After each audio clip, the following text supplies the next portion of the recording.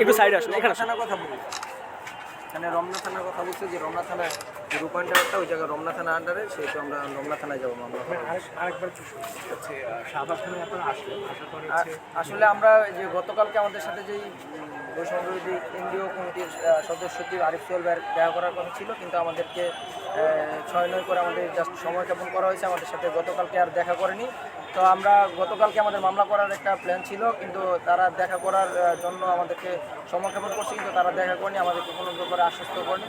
তাই আমরা আজকে আমাদের সংবাদ সম্মেলন শেষ করে প্রেস ক্লাবের সংবাদ সম্মেলন শেষ করে আমরা আসছি যে ঘটনাস্থল যেহেতু রূপায়ণটা সেহেতু শাহবাগ থানা আসলাম। শাহবাগ থানা মামলা করতে আসার পরবর্তীতে যে ডিউটি অফিসার ছিল উনি বললো যে ঘটনাস্থল যেহেতু রমনা থানা জোনে, সেহেতু রমনা থানা যেতে বলা হয়েছে, সেজন্য আমরা এখন রমনা থানা যাচ্ছি।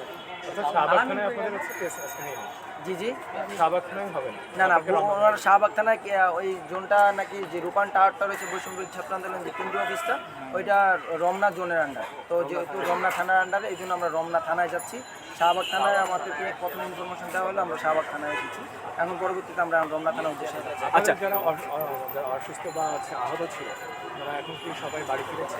না না না, সবাই বাড়ি ফিরে না, আমরা জাস্ট সবাই ট্রিটমেন্ট নিচ্ছে। যারা ফার্স্ট এড নেওয়ার ছিল তারা বাড়িতে চলে গেছে, আর যারা গুরুতর আহত, যেহেতু ভাইয়ের মাথায় ইতিমধ্যে 25টি শিলের মতো রয়েছে, ভাই মামলা করার জাস্ট যে প্রক্রিয়াটা, এই জন্য বাইকের সাথে করে নিয়ে আসা থানা। আচ্ছা, আপনার নামটা হ্যাঁ, ভাইয়ের নাম পরিচয়, আপনার নাম পরিচয়। ভাইয়ের নাম কি? ভাইয়ের নামটা ভাই বলুন। মোহাম্মদ হাসিফ মল্লিক। হাসিফ মল্লিক। হাসিফ মল্লিক। হাসিফ মল্লিক ভাই বাংলাদেশ ছাত্র অধিকার পরিষদের ঢাকা মহানগর দক্ষিণ শাখার সাংগঠনিক সম্পাদক দায়িত্বে আছে। আমার নাম শাহাদাত হোসেন, আমি কবি নজরুল সরকারি কলেজের ইতিহাস বিভাগের একজন শিক্ষার্থী।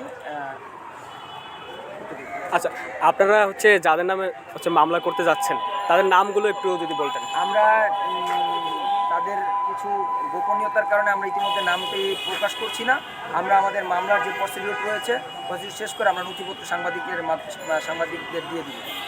আমরা এখন কিছু তথ্য গোপনীয়তার কারণে আমরা নামগুলো এখন পাবলিশ করছি না। ধন্যবাদ।